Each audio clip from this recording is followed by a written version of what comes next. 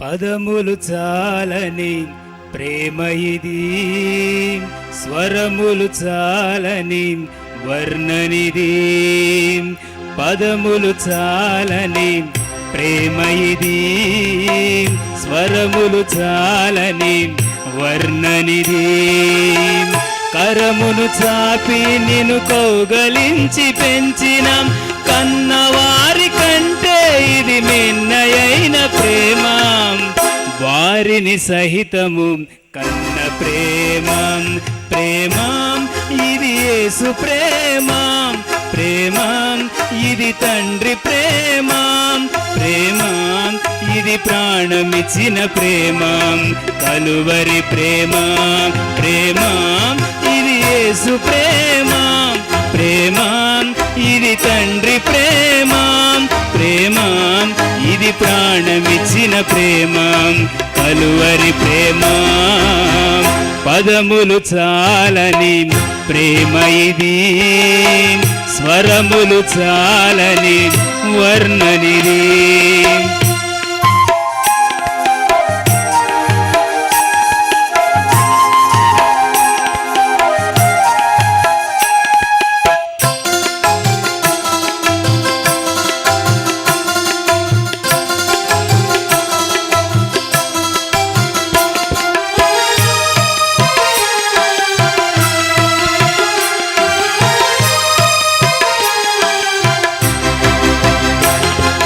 నవమాసము మోసి ప్రయోజకులను చేసిన కన్న బిడ్డలే నిన్ను వెలివేసిన.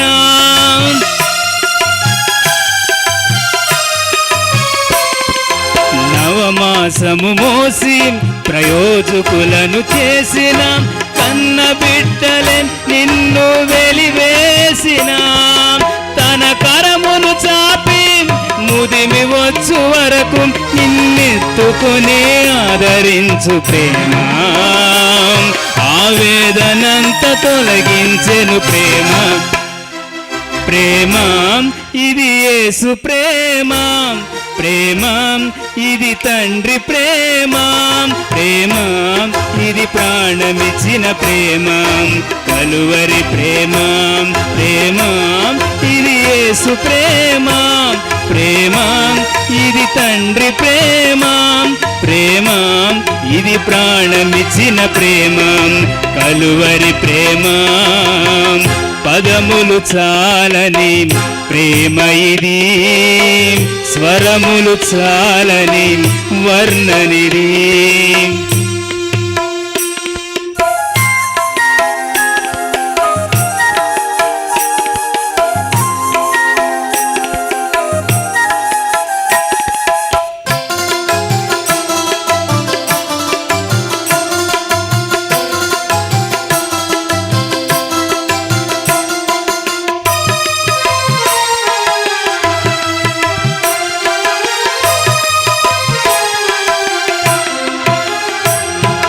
మేలులెన్నో పొంది ఉన్నత స్థితికి ఎదిగిన స్నేహితులే హృదయమును గాయపరచగా.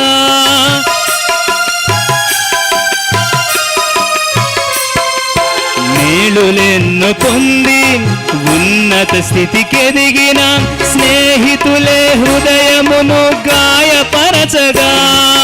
మేలులతో నింపి అద్భుతములు చేసి క్షమించుట నేర్పించెను ప్రేమ. శాంతితో నేను నడిపించెను ప్రేమ. ప్రేమ ఇది యేసు ప్రేమ. ప్రేమ ఇది తండ్రి ప్రేమ. ప్రేమ ఇది ప్రాణమిచ్చిన ప్రేమ. కలువరి ప్రేమ. ప్రేమ ఇది యేసు ప్రేమ. ప్రేమ ఇది తండ్రి ప్రేమ. ప్రేమ ఇది ప్రాణమిచ్చిన ప్రేమ. కలువరి ప్రేమ. యెషయా గ్రంథంలో 51వ అధ్యాయం 2వ వాక్యాన్ని చదువుతున్నాను. మీ తండ్రి అయిన అబ్రహాము సంగతి ఆలోచించుడి, మిమ్మును కనిన శారాను ఆలోచించుడి. మరొకసారి చదువుతున్నాను. మీ తండ్రి అయిన అబ్రహాము సంగతి ఆలోచించుడి, మిమ్మును కనిన శారాను ఆలోచించుడి. ఆలోచించండి, ఆలోచించండి అనే పదాలు ఇక్కడ మనం విన్నాం. ఎవరిని గురించి ఆలోచించాలి? అబ్రహాము సంగతి ఆలోచించాలి. మిమ్మును కనిన శారాని గురించి ఆలోచించాలి. ఏ అబ్రహామును గురించి ఆలోచించాలని ప్రవక్త యెషయా ఎందుకు రాశాడు? శారాను గురించి మాత్రమే ఆలోచించాలని ప్రవక్త యెషయా ఎందుకు రాశాడు? అబ్రహాంకు ముందు వారి పితరులు చాలామంది ఉన్నారు. ఆదాము మొదలుకొని చాలామంది వ్యక్తులు ఉన్నారు కదా. తన దాసుని ద్వారా ఎందుకు వ్రాయించలేదు? ప్రవక్త యెషయా ఎందుకు ఈ మాట వ్రాసాడు? ఈ వాక్యంలో రెండు ప్రాముఖ్యమైనటువంటి విషయాలను మనం గమనిస్తాం. ఒకటి, మీ తండ్రి అయిన అబ్రహాము సంగతి. రెండవది, మిమ్మును కనిన శారా విషయం. వాళ్ళిద్దరూ ఎవరెవరో వేర్వేరు కుటుంబంలో ఉండిన వాళ్ళు కాదు. వారు ఒకే కుటుంబస్తులు, ఏక కుటుంబం, భార్య భర్తలు. మీ తండ్రి అయిన అబ్రహామును గురించి ఆలోచించండి.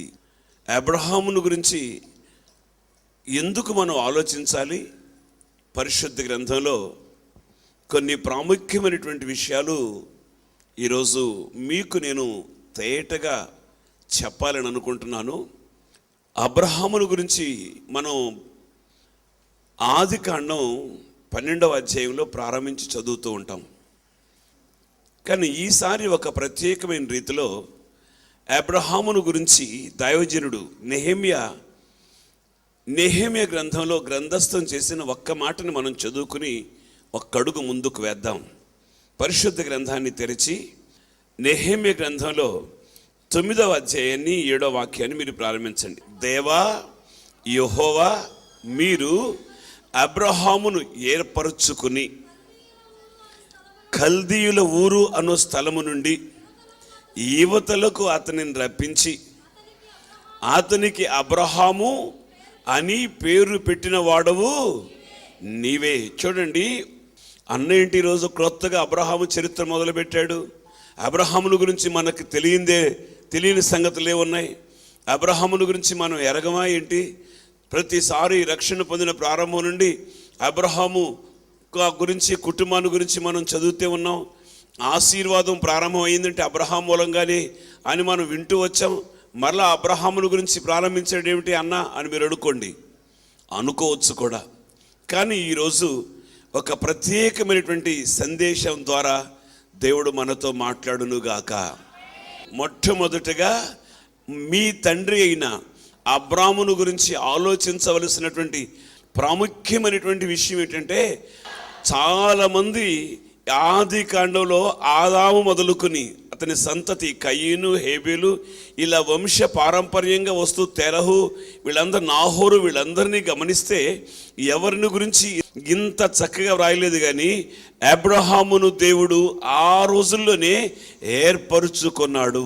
అబ్రహాము వంశవళి, అబ్రహాము పితరులు, వాళ్ళ తండ్రులు భయంకరమైనటువంటి విగ్రహారాధకులు, బొమ్మల్ని తయారు చేసుకుని అమ్ముకునేవాళ్ళు. మీరు యెహోషువ గ్రంథంలో 24వ అధ్యాయంలో 2వ వాక్యంలో అబ్రహాము వంశవళిని గురించి, వారు ఏం చేసేవాళ్ళో, వారి వృత్తి ఏమిటో, వాళ్ళ వ్యాపారం ఏమిటో, వాళ్ళ విధానం ఏమిటో, వాళ్ళ పూజలు పునస్కారాలు ఏమిటో చదువుదామా ఒక్కసారి. యెహోషువ గ్రంథం 24వ అధ్యాయం 2వ వాక్యం చదవండి. ఆది కాలము నుండి మీ పితరులు అనగా అబ్రహామునకును నాహోరునకును తండ్రి అయిన తెరహు కుటుంబీకులు, నాహోరు, అబ్రహాము ఇద్దరు అన్నదమ్ములు. వీరిద్దరికి తండ్రి అయినటువంటి తెరహు పూర్వం నుండి, ప్రారంభం నుండి వాళ్ళు ఇతర దేవతలను పూజించేవాళ్ళు. ఒకరోజు తెరహు ఏదో ఊరు వెళ్తూ తన కొడుకు అబ్రహాముతో చెప్పాడు, అబ్రహాము కాదు, అప్పుడు అబ్రహాం, నేను దేశం వెళుతున్నానే, వేరే దేశం వెళుతున్నాను, ఏదో పని మీద వెళుతున్నాను, నేను వచ్చేంత వరకు మన దేవతలు ఉన్నాయి, దేవుళ్ళు ఉన్నాయి, ఈ దేవుళ్ళన్నిటికీ సాయంకాలం నైవేద్యం దేవతలకు అర్పించు పెట్టు అంటే అబ్రహాం అలాగే డాడీ, అలాగే నాన్నగారు, నేను అలాగే చేస్తాను అన్నాడు. ఇక ఆ సాయంకాలం అయింది, చక్కగా వేడిగా నైవేద్యం సిద్ధం చేసి దేవుళ్ళు అని అక్కడ చాలా వరుసలు అందరూ ఉన్నారు, వాళ్ళందరూ కొంచెం విస్తరణ పెట్టుకుంటూ వచ్చి దేవుళ్ళారా మీకు దండం, మీరు తినేసేయండి బాబు, తెల్లరపాటికి తినేసేయండి, మళ్ళీ మా నాన్న వచ్చాడంటే లేనిపోయిన గొడవలు నేను పెట్టలేదు అనుకుంటారు, శుభ్రంగా కడుపు నుండి తిని మించి ఆరోగ్యంగా ఉండండి మీరు చెప్పి ఆ దేవుడి గదికి గొళ్ళెం పెట్టి బయటకు వచ్చాడు. తెల్లారి పొద్దున్నే చీకటితో మళ్ళీ వెళ్ళాలి కదా, లోపలికి వెళ్ళి చూడాలి కదా, సాయంకాలం నైవేద్యం పెట్టాలి కదా, తలుపు తీసుకుని లోపలికి వెళ్ళి చూస్తే ఎవడో ముట్టుకోలేదండి, ఏ దేవత ముట్టుకోలేదు, ఏ దేవుడు ముట్టుకోలేదు. చరిత్ర చెప్తున్న సత్యం ఇది. పెట్టిన నైవేద్యం పెట్టినట్టే ఉంది. సరే, నేనేం తప్పు చేశానో, నేనేం అక్రమం చేశానో, అందుకే దేవుడు కూడా నైవేద్యం తినలేదు. మా నాన్న వచ్చాడంటే ఈ దేవుడు ఉపవాసం ఉన్నారంటే లేనిపోయిన గొడవ వచ్చేస్తుంది, చిక్కిపోయారంటే ఆయన వచ్చిన తర్వాత నాకు లేనిపోయిన గొడవ అయిపోతుంది అనుకుని నెమ్మదిగా అదంతా తీసేసి దేవుడా నన్ను క్షమించు, ఏదో పొరపాటు జరిగిపోయింది, ఎక్కడో ఏమో అయిపోయింది, ఈరోజు పరిశుద్ధంగా నేను పవిత్రంగా నీకు నైవేద్యం పెడతాను, తయారు చేసి పెడతాను అని రెండవ రోజు చాలా పవిత్రంగా, చాలా నిష్ఠగా, చాలా భక్తిగా సాయంకాలపు నైవేద్యం పెట్టి మళ్ళీ తలిపేసి వచ్చాడండి. ఆ మరుసటి ఉదయం అంటే ఇప్పుడు 3 రోజులు అయింది కదండి, ఈ 3వ రోజు మరలా తలుపు తీసి చూస్తే ఒక్క దేవుడు కూడా తినలా, కదపను కూడా కదపలా. పైగా ఆ రోజు చీమలు పట్టినట్టు, గండి చీమలు. మా నాన్నగారు వచ్చారండి, నన్ను చంపేస్తాడు, ఎరక్కొట్టేస్తాడు, దేవుడికి నైవేద్యం పెట్టలేదని తిట్టేస్తాడు, నన్ను బాగా కోపడతాడని చెప్పేసి అపవిత్రం మళ్ళీ ఇంకా ఏం దోషం ఉందని అన్నీ స్వపరీక్ష చేసుకుని 3వ రోజు కూడా సాయంకాలం నైవేద్యం పెట్టాడంట. ఏం పెట్టాడో ఆ పెట్టినట్టే ఉంది, ఒక్కడు కూడా ముట్టుకోలేదండి, ఒక్కడు కూడా భోంచేయలే.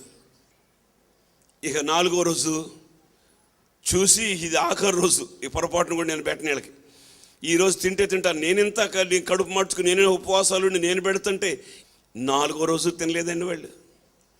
ఇక 5వ రోజు తలుపు తీసి చూస్తే ఎవరు తినలా. ఇంతలావు దుడ్డు కర్ర ఒకటి తీసుకున్నాడండి.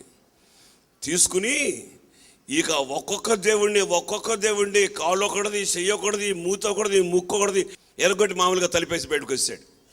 వాళ్ళ నాన్నగారు వచ్చి లోపలికి వెళ్ళి చూస్తే అన్ని దేవుళ్ళని ముక్కలు అయిపోయి ఉన్నాయి.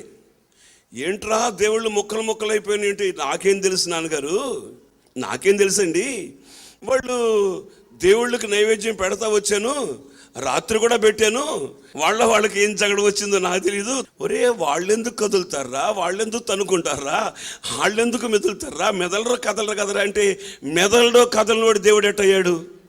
అబ్రహాం ఆలోచనలో పడ్డాడు. కదలినవాడు మెదలినవాడు దేవుడు ఎట్లా అవుతాడు అని తీవ్రంగా ఆ రోజు ఆలోచిస్తూ ఉంటే వాళ్ళ అన్న అడుగుతాడు, ఏంట్రా ఏం అలాగున్నావేంటి అని. ఏం లేదన్నా, మన దేవుళ్ళు కదలరు మెదళ్ళు, తినరు, నైవేద్యం పెడితే తినరు, వాళ్ళని మనం నమ్మి దేవుళ్ళని పూజిస్తున్నాం, ఈ దేవుళ్ళు ఎట్లా అయ్యారు వీళ్ళు అంటే అని ఆలోచిస్తే అదంతా ఎందుకయ్యా, మన పితరుల దగ్గర నుంచి మనం దేవతలకు పూజ చేసేవాళ్ళం, విగ్రహాలు పూజ చేసేవాళ్ళం కనుక ఆచార ప్రకారం జరిగిపోనిద్దాం, మనకెందుకు వచ్చిన కూడా తింటే మనకెందుకు, తినపోతే మనకెందుకు, కానీ ఈ దేవుళ్ళు ఉన్న మహత్యం మాత్రం చాలా గొప్పది, కావాలంటే నువ్వు చూడు ఈ దేవుడు ఎంత మధురంగా ఉంటాడని అదేదో ఉంది, మొత్తానికి దాంట్లో తీసేదే పెట్టాడు. అడిగి తిన్నారండి, వాళ్ళు తిన్నారు, కానీ అబ్రహాం మాత్రం ముట్టుకోలే. అబ్రహాము తదేకంతో ఉంటే అప్పుడు నిజమైన దేవుడు, మాట్లాడే దేవుడు అబ్రహాముతో మాట్లాడడం ప్రారంభించాడు. దేవునికి స్తోత్రం చెప్పాలి. మనం ఆరాధించే దేవుడు ఎవరు అంటే మాట్లాడే దేవుడు. మనం ఆరాధించే దేవుడు ఎవరంటే మనల్ని నడిపించే దేవుడు. మనం ఆరాధించే దేవుడు ఎవరంటే మనల్ని పోషించే దేవుడు. దేవునికి స్తోత్రం కలుగునుగాక. నన్ను నడిపించే దేవుడు నాకు కావాలి, నన్ను పోషించే దేవుడు నాకు కావాలి. తీవ్రంగా అబ్రహాం ఆలోచిస్తున్న సమయంలో యెహోవా వాక్యము అబ్రహామును దర్శించెను. ఈ వాక్యం ఈరోజు కొత్తగా పుట్టుకొచ్చింది కాదు, పుట్టకుక్కలాగా. ఆది కాండం 15వ అధ్యాయం 1వ వాక్యాన్ని ప్రారంభించాలి. ఇది జరిగిన తరువాత యెహోవా వాక్యము అబ్రహామునకు దర్శనమందు వచ్చి, అబ్రామా భయపడకుము, నేను నీకు కేడము, నీ బహుమానము అత్యధికమగునని చెప్పాను. దేవునికి స్తోత్రం కలుగును గాక. అబ్రహాము ఆరాధించే దేవుడు ఎవరంటే వాక్యము ద్వారా మాట్లాడే దేవుడు. దేవునికి స్తోత్రం కలుగును గాక. ఈరోజు జీవం గల దేవుని వాక్యం ద్వారా ఆయన మనతో మాట్లాడుతూ ఉన్నాడు. ఆమేనండి. వాక్యమైన దేవుడు అబ్రహాముతో మాట్లాడుతూ ఏం చెప్పాడు తెలుసా? ఆది కాండం 12వ అధ్యాయం ప్రారంభ వాక్యాన్ని చదువుదామండి. నీవు లేచి నీ దేశం నుండి, నీ బంధువుల యొద్ద నుండి, నీ తండ్రి ఇంట నుండి బయలుదేరి నేను నీకు చూయించే దేశానికి వెళ్ళు. నిన్ను గొప్ప జనముగా చేసి నిన్ను ఆశీర్వదించి నీ నామం గొప్ప చేస్తా. ఎన్నోసార్లు మనం ఈ వాక్యాన్ని చదువుకున్నాం. ఈరోజు చాలా భారంతో, బాధ్యతతో చెప్తున్న ఈ వాక్యాన్ని. దేవుడు ఇక్కడికి మిమ్మల్ని పిలిచాడు, నన్నేమో ఏర్పరచుకున్నాడు. దేవునికి స్తోత్రం కలుగునుగాక. మిమ్మల్ని పిలిచాడు ఎందుకో తెలుసా? ఆశీర్వాదానికి మీరు వారసులు కావాలని. ఆమేనండి.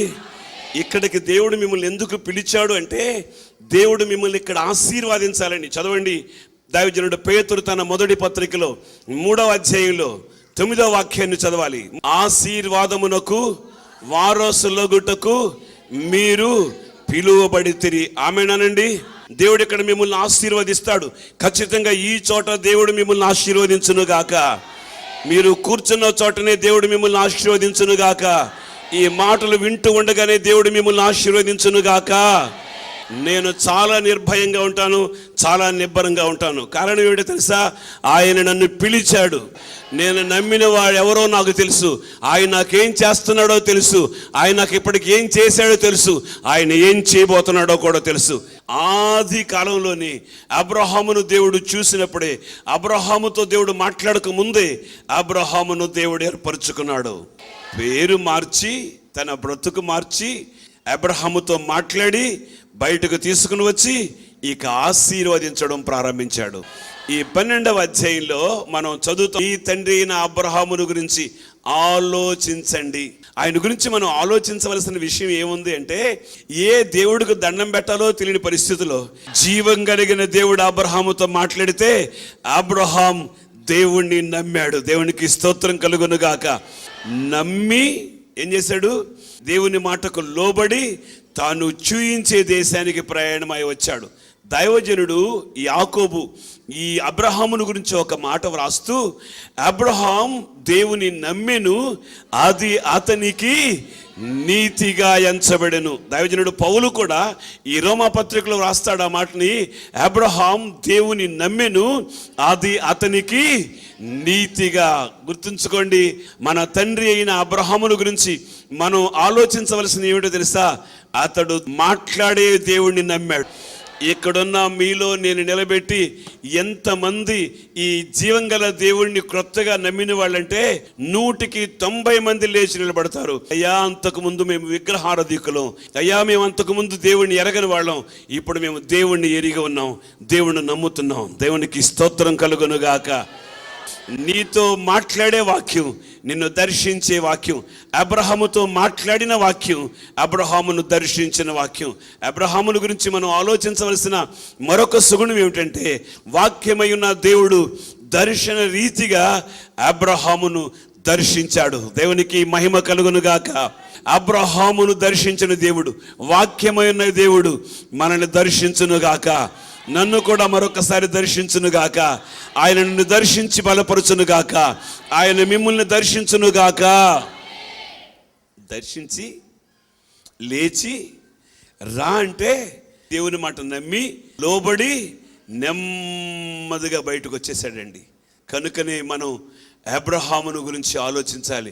అబ్రహాం నిజమైన దేవుడు ఎవరో తెలియదు, ఏదో దేవుడికి నైవేద్యం పెడుతూ ఉండేవాడు. మాట్లాడే దేవుడు మాట్లాడిన తర్వాత ఆ దేవుణ్ణి వెంబడించాడు, ఆ దేవుని మాట ప్రకారం నడిచాడు. దేవునికి స్తోత్రం కలుగునుగాక. అబ్రహాము సంగతి మనం ఆలోచించవలసినటువంటి మరొక విషయం ఏమిటో ఇక్కడ మనం చదువుతాం. చదవండి, ఆది కాండం 14వ అధ్యాయం 14వ వాక్యం. అబ్రాము తన తమ్ముడు చెరపట్టబడినని విని తన ఇంట పుట్టి అలవర్చబడిన 310 మండుగురిని వెంటబెట్టుకుని దాను మట్టుకు ఆ రాజులను తరిమెను. ఎంతమంది రాజులు అంటే 5 రాజులండి. 5 రాజుల్ని అబ్రహాము తన ఇంట అలవరచబడిన 318 మంది. తన ఇంట్లో ఏం అలవరుచుకున్నాడు? అబ్రహాముకి ఏ అలవాట్లు ఉన్నాయో ఆ అలవాట్లు దేవుడు వారికి కూడా, ఆ ఇంట్లో ఉన్న 318 మందికి కూడా నేర్పించాడు. ప్రియులారా, ఒక్కసారి మనం ఆలోచించండి. తన ఇంట అలవరచబడిన 318 మందిని. ఏంటి ఆ ఇంట్లో అలవరచబడింది? అబ్రహాము ఇంట అలవరచబడింది ఏంటో తెలుసండి? అబ్రహాము వలె దేవునికి ప్రార్థన చేసే అనుభవం. దేవునికి స్తోత్రం కలుగునుగాక. ప్రార్థించే అనుభవం. అబ్రహాము గుడారం ఇక్కడ లేపుకొని వచ్చిన తర్వాత ముందు నా ఇల్లు వేసుకుందాం, ఆ తర్వాత పనివాళ్ళకి ఇల్లేద్దాం, ఆ తర్వాత దేవుని పని చూద్దాం అనుకోలా. అబ్రహాము చేసిన ఒక అద్భుతమైన కార్యం ఏంటో తెలుసా? యెహోవాకు ఆయికిని బేతేలుకును మధ్య గుడారం వేసి అక్కడ యెహోవాకు బలిపీఠము కట్టాడు. దేవునికి స్తోత్రం కలుగునుగాక. ఎంతమందికి ఈ ప్రార్థన అనుభవం ఉందండి మన సంఘంలో? నేను మీకు చేతులు 2 జోడించి నిజంగా మనఃపూర్వకంగా దండం పెట్టి చెప్తున్నాను, ప్రార్థన ఆసక్తి కలిగి ఉండండి. ఈరోజు జీవంగల మాటలు మీరు వింటున్నారు.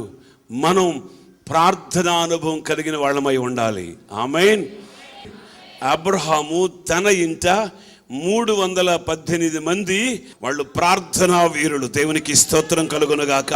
ఇస్సాకుకు పెళ్లి చేయవలసి వచ్చినప్పుడు తన పెద్ద దాసుడిని పంపితే, పెద్ద దాసుడు నాహోరు పట్టణానికి వెళ్ళక ముందే అరామ్నా హరాయి దగ్గరలోని ఆ ఊరి వెలపల బావి దగ్గర ఏం చేశాడండి?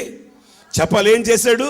స్త్రీలు సాయంకాలం నీళ్లు చేదుకొని వచ్చే సమయంలో ఆ ఊరి వెలపల బావి దగ్గర మోకరించి, తానేనా తన ఒంటెలో కూడా మోకరింపచేసి, ఒక్కసారి స్తోత్రం చెప్పండి.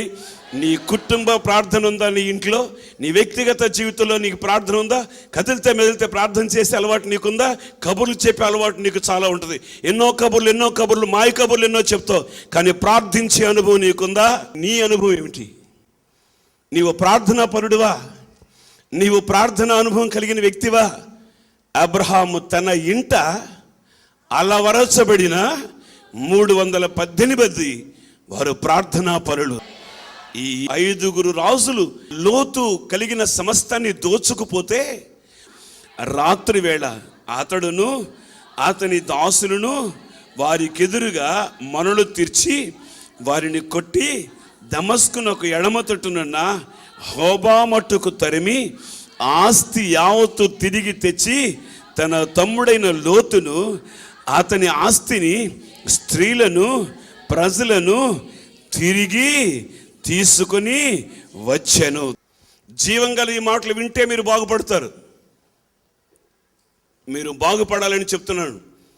నేను ఆత్మవశుడినై చెప్తున్నాను ఈ మాటలు. దేవునికి స్తోత్రం కలుగునుగాక. 2 విషయాలు మీతో చెప్పాను. ఒకటి, ఏర్పరచుకున్నాడని చెప్పాను. రెండవది, దేవుని వాక్యానికి లోబడ్డాడు, దేవుని మాటకు లోబడ్డాడని చెప్పాను. 2 విషయాలు మీతో చెప్పాను. అబ్రహాము సంగతి ఆలోచించవలసింది ఏమిటంటే, అబ్రహాం ప్రార్థనాపరుడు. దేవునికి స్తోత్రం కలుగునుగాక. అబ్రహాముతో కూడా 318 మంది ప్రార్థనా వీరులు. దేవునికి స్తోత్రం కలుగునుగాక. ప్రార్థనా బలం వారికి ఉందండి, ప్రార్థనా శక్తి వారికి ఉందండి, ప్రార్థనా అనుభవం వారికి ఉందండి. ఈరోజు నీవు నేను కూడా ఈ ప్రార్థనా బలాన్ని పొందుకోవాలి. నీవు నేను కూడా ఈ ప్రార్థన అనుభవాన్ని కలిగి ఉండాలి. ఈ ప్రార్థన ఆసక్తి మనలోనికి రావాలి. చూడండి, ప్రార్థన అనుభవం ఎంత గొప్పది అంటే, రాజైన యెహోషాపాతును మీరు జ్ఞాపకం చేసుకుంటే దినవృత్తాంతాలు 2వ గ్రంథంలో 24వ అధ్యాయంలో రాజైన యెహోషాపాతు మీదకి కూడా 3 రాజులు వచ్చారు. అప్పుడు రాజైన యెహోషాపాతు ఏం చేశాడు తెలుసా? పాటలు పాడేవాళ్ళని, స్తుతించే వాళ్ళని, గాయకులను ముందు పెట్టాడు. అంటే దేవుని బలం, అంటే ప్రార్థనా బలం ముందు, సైన్యం వెనుక. యెహోషాపాతు ఆ గొప్ప విజయాన్ని చూశాడు. దావీదుడు పౌలు శీల చెరసాలలో ఉన్నప్పుడు వాళ్ళు చెరసాలలో వేసి బొండలతో బిగించేశారు. ఖైదీలందరూ ఉన్నారు. అయితే దైవజనుడు పౌలు శీల చేసే పని ఏంటో తెలుసా? చదవండి, ఏమని రాసింది? అపోస్తుల కార్యాల గ్రంథం 16వ అధ్యాయం 25వ వాక్యం. అయితే మధ్యరాత్రి వేళ పౌలును శీలయు దేవునికి, అవునండి, ఈ అనుభవం శ్రమల్లో కూడా ప్రార్థించే అనుభవం, కష్టాల్లో ప్రార్థించే అనుభవం, నిందల్లో ప్రార్థించే అనుభవం. వాళ్ళు ప్రార్థన చేస్తూ ఉన్నారు, కీర్తనలు పాడుతూ ఉన్నారు. ఉన్నట్టుగా ఉండి అకస్మాత్తుగా భూమి కంపించింది. చెరసాల పునాదులు కదిలే, అందరి బంధకాలు ఊడిపోయాయి. దేవునికి స్తోత్రం కలుగునుగాక. ప్రార్థనా బలం, ప్రార్థనా శక్తి, ప్రార్థన అనుభవం. ప్రియులారా, జీవంగల దేవుని సంఘంలో మనం ఉన్నాం, జీవంగల దేవుని మాటలు ఉన్నాం. మనం మిగతా విషయాలు మానుకుని అబ్రహాము ఇంట్లో అలవరచబడిన ప్రార్థన అనుభవంలో అలవరచబడినటువంటి ఆ 318 మంది వారికి ఉన్న అనుభవం ఏమిటంటే ప్రార్థనా అనుభవం. ఈ ప్రార్థనా అనుభవం అబ్రహాములో ఉంది. మన పితరుడు అబ్రహాం ప్రార్థనాపరుడు కనుక మొట్టమొదటి బలిపీఠమే కట్టాడు. కనుక మనం కూడా ప్రార్థనా బలిపీఠన కడదాం, అడుగు ముందుకు వేద్దాం. అబ్రహామును గురించి ఆలోచిస్తూ ఆత్మీయంగా బలం పొందుదాం. దేవుడి మాటలు మన హృదయంలో స్థిరపరచునుగాక.